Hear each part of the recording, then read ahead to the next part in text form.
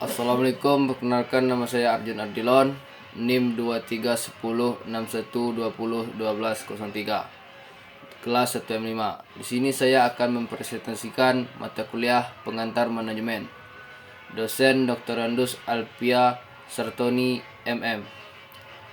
Baiklah, langsung saja. Manajemen merupakan proses perencanaan, penegosiasian, dan pengarahan pengawasan usaha-usaha para anggota organisasi dalam penggunaan sumber daya organisasi agar mencapai tujuan yang telah ditetapkan.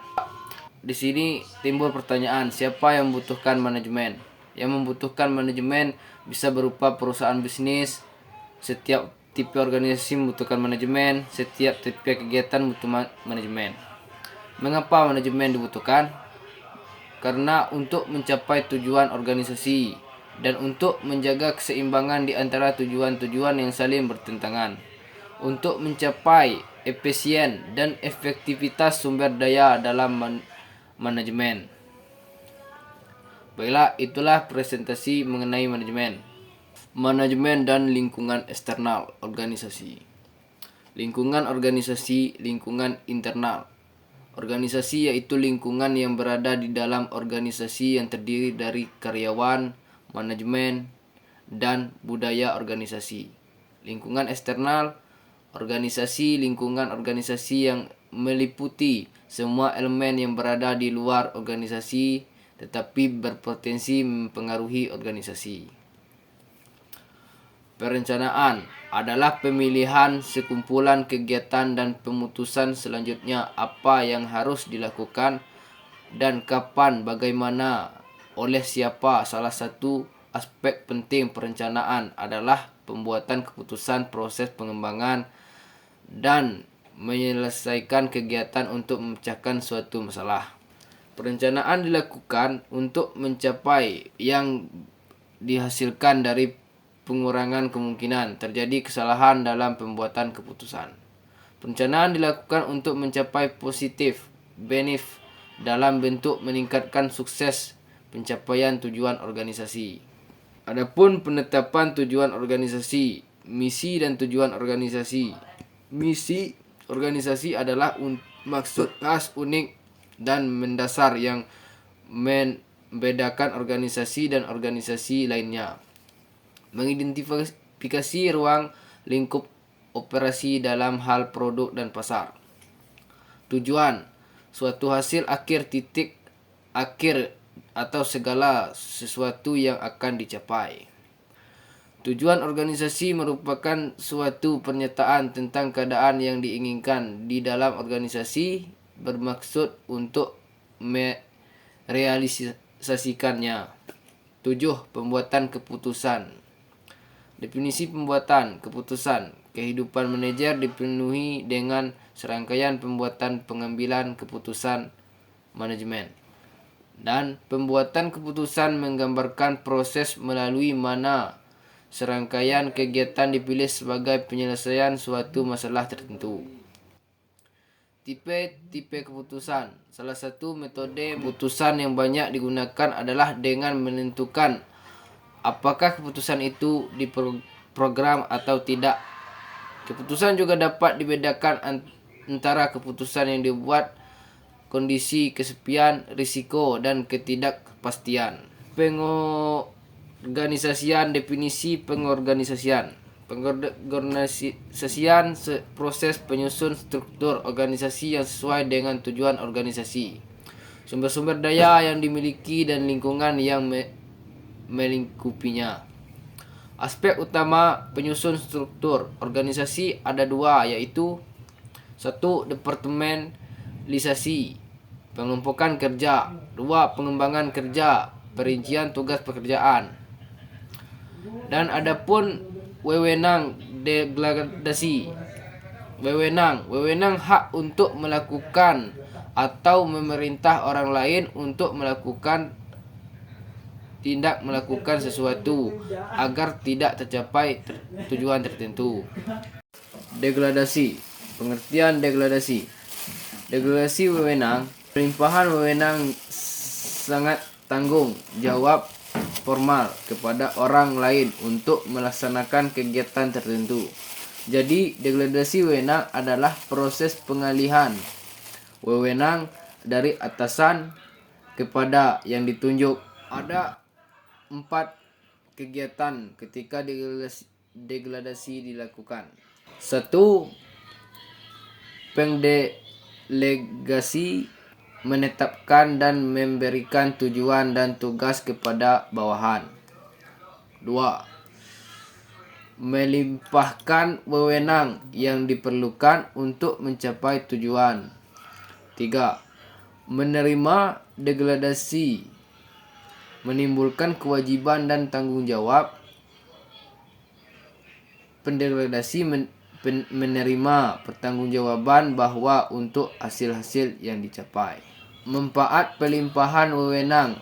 Adapun manfaat pelimpahan wewenang yaitu pelimpahan wewenang memungkinkan subbagian atau bawahan mempelajari yang baru untuk memperoleh kesepakatan untuk melakukan sesuatu yang baru tersebut, dan bahwa pelimpahan wewenang mendorong terciptanya keputusan lebih baik dalam berbagai hal. Keputusan yang lebih baik dalam berbagai hal. Penyelesaian pekerjaan akan dapat dilakukan dengan lebih cepat sekitarnya pelimpahan wewenang tersebut berjalan sebagaimana mestinya dan memberikan kepada orang yang bertanggung jawab. Di sini saya akan menjelaskan sifat degradasi adalah tidak sama setiap tingkat organisasi.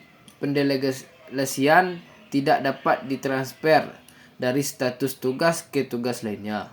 Sentralisasi adalah keputusan, kekuasaan, dan wewenang pada tingkatan atas suatu organisasi.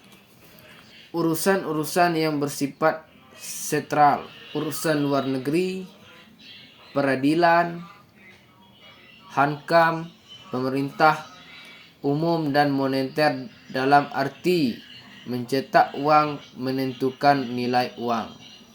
Adapun di sini keuntungan dari desentralisasi yaitu mengurangi beban manajer puncak dan memperbaiki pembuatan keputusan karena dilakukan dengan permasalahan dan meningkatkan latihan moral dan inisiatif manajemen bawah, lebih fleksibel dan lebih cepat dalam pembuatan keputusan. Motivasi. Pengertian motivasi. Motivasi adalah keadaan dalam pribadi seseorang yang mendorong keinginan individu untuk melakukan kegiatan tertentu untuk mencapai tujuan. Kepemimpinan. Seorang pemimpin diharapkan akan dapat mempengaruhi proses suatu transaksi sosial. Dalam proses pemimpinan meliputi unsur orang yang mempengaruhi, metode yang mempengaruhi, orang yang dipengaruhi, bila orang yang dapat dipengaruhi untuk diberlakukan atau bertindak dengan tertentu, atau menyetujui sikap dan pendapat yang mempengaruhi pemimpin. Dapat mengendalikan yang dipengaruhi. Pemimpin dapat mengendalikan yang dipengaruhi. Adapun hakikat kepemimpinan. Dalam kehidupan, orang yang dipengaruhi lambat laun akan selalu saling mempengaruhi sehingga terjadi hubungan pemimpin. Dan hakikat kepemimpinan adalah bahwa atasan mempengaruhi perilaku orang lain dalam kerjanya dengan menggunakan kekuasaan. Dan juga kekuasaan adalah kemampuan seorang yang bersangkutan mengajarkan apa yang dikehendaki. Adapun tipe-tipe kepemimpinan di sini. tipe karismatik, dan tipe kepemimpinan paternalistik. Tipe kepemimpinan militeristik dan juga tipe oktaris. Tipe kepemimpinan demokratis. Itulah tipe-tipenya. Dan adapun gaya kepemimpinan. Pertama, gaya kepemimpinan kognitum. Dua, gaya kepemimpinan manajerial. Dan tiga, gaya kepemimpinan 3 dimensi. Kepemimpinan Pancasila. Kepemimpinan Pancasila ialah bentuk kepemimpinan yang selalu menyebarkan diri pada nilai-nilai luhur dari norma-norma Pancasila.